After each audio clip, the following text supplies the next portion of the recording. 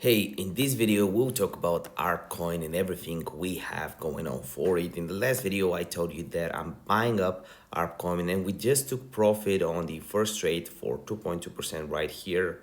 The target was just hit.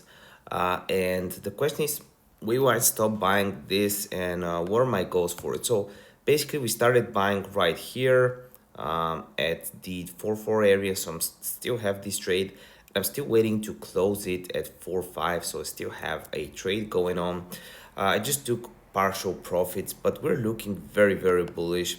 CDV was going down, price is going up, the lows are higher, so I'm very bullish. By the way, this video is no financial advice.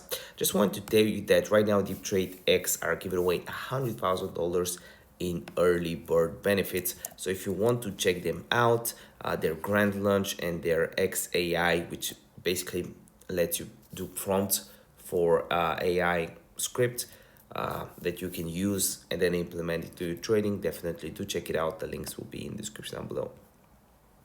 Shorts are going to go below 80 any second now, so I'm very interested in taking as much longs as possible.